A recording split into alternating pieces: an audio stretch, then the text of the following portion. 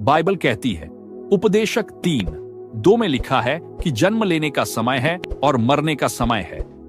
यह एक गंभीर सच्चाई है कि हर इंसान को एक दिन मरना होगा और उसके बाद न्याय होगा।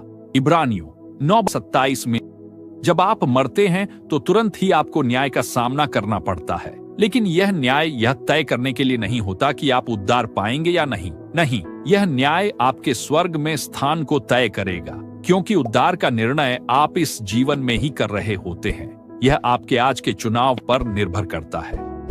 बाइबल को पढ़ते समय आप नरक के उल्लेख को नजरअंदाज नहीं कर सकते, और मुझे समझ में नहीं आता कि कोई कैसे उपदेश दे सकता है बिना नरक के बारे में बात किए, क्योंकि बाइबल में नरक के बारे में बहुत कुछ लिखा है और जिसने सबसे अधिक इसके बारे में बताया है वह है यीशु मसीह।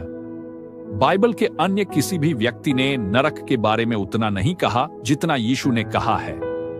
नरक में होना मतलब परमेश्वर की उपस्थिति से बाहर होना है। नरक क्या है, मैं अपनी कल्पना से इसका वर्णन नहीं करने जा रहा हूं। मैं वही कहूंगा जो बाइबल कहती है, ना कि कुछ लोगों ने जैसा किया है कि अपनी कल्पना से लोगों को डराने के लिए नरक की तस्वीरें बनाई हैं। हाँ, हमें डरना चाहिए, लेकिन मैं आपको वही बताना चाहता हूं जो बाइबल कहती है। बाइबल में नरक को 3 प्रतीकों के साथ बताया गया है। सबसे पहले अग्नि। इब्रानियों 12:9 कहता है कि हमारा परमेश्वर भस्म करने वाली अग्नि है, लेकिन बाइबल यह भी सिखाती है कि अग्नि को अक्सर प्रतीकात्मक रूप में इस्तेमाल किया जाता है। इसका मतलब यह नहीं कि यह भौतिक अग्नि है जो जलाएगी, बल्कि यह एक प्रतीक है। यीशु ने इस प्रतीक का बार बार उपयोग किया। मैं मानता हूं कि यह अग्नि उस परमेश्वर की लालसा का प्रतीक है जिसे कभी शांत नहीं किया जा सकता। यह वह प्यास है जो परमेश्वर के लिए बनी रहती है, लेकिन नरक में आप उसे कभी नहीं पा सकते। वह संतुष्टि जो इस जीवन में आप चूक गए, आप उसे कभी प्राप्त नहीं कर सकते। दूसरा प्रतीक है अंधकार।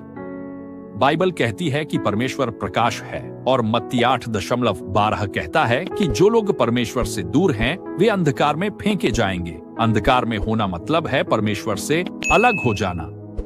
यही कारण है कि नरक में कोई किसी और को नहीं देख सकेगा। वहां इतना अंधकार होगा कि आप किसी और से संपर्क नहीं कर पाएंगे।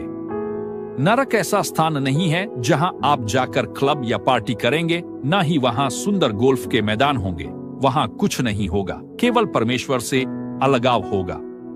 जब आप मरते हैं, आपका शरीर तो मरता है, लेकिन आपकी आत्मा और आपकी आत्मिक स्थिति जिंदा रहती है। लेकिन वह आत्मा परमेश्वर के प्रति मर चुकी होती है। जैसे इस दुनिया में बहुत से लोग जिनका शरीर जीवित है, लेकिन उनकी आत्मा परमेश्वर से मृत है। आज इस सभा में भी ऐसे लोग हो सकते हैं जिनकी आत्मा परमेश्वर से मृत है। आप धार्मिक हो सकते हैं, चर्च जा सकते हैं, जैसे दुनिया के अधिकतर लोग करते हैं, लेकिन आपके दिल में गहराई से आप मसीह को नहीं जानते। आपने अभी तक परमेश्वर के साथ अपनी शांति नहीं बनाई है। परमेश्वर को नरक से कोई खुशी नहीं मिलती। उन्होंने नरक को आपके लिए नहीं बनाया, उन्होंने इसे शैतान और उसके स्वर्गदूतों के लिए बनाया था। लेकिन अगर आप शैतान के रास्ते पर चलने का निर्णय करते हैं तो आप वहीं जाएंगे। बाइबल कहती है कि परमेश्वर की इच्छा है कि सभी लोग उद्धार प्राप्त करें। वह नहीं चाहते कि कोई नष्ट हो। परमेश्वर ने आपको बचाने के लिए अपने पुत्र यीशु मसीह को क्रूस पर मरने के लिए भेजा। जब यीशु मसीह ने क्रूस पर अपनी जान दी तो वह एक न्याय था। परमेश्वर ने आपके स्थान पर मसीह का न्याय किया। यीशु ने नरक की पीड़ा आपके लिए सहन की ताकि आपको उसे सहन न करना पड़े। जब यीशु ने कहा, मेरे परमेश्वर, तूने मुझे क्यों छोड़ दिया, तो उस क्षण में परमेश्वर पिता और पुत्र के बीच एक गहरा अलगाव था जिसे हम पूरी तरह से समझ भी नहीं सकते। यीशु ने उस समय नरक की सारी पीड़ाएं सहन की ताकि आप और मैं उससे बच सकें। उन्होंने यह सब आपके लिए किया क्योंकि वे आपसे प्रेम करते हैं। अब परमेश्वर आपसे कहता है कि आपको अपने पापों का पश्चाताप करना होगा और उसे अपने जीवन में स्वीकार करना होगा। अगर आप ऐसा नहीं करते और शैतान की आवाज सुनते रहते हैं जो कहता है कि आपके पास बहुत समय है, तो वह झूठ है। आपको अभी निर्णय लेना होगा। आपको अपने जीवन में कुछ गलत चीजों के बीच चुनाव करना होगा और आपको मसीह के साथ अपना चुनाव करना होगा।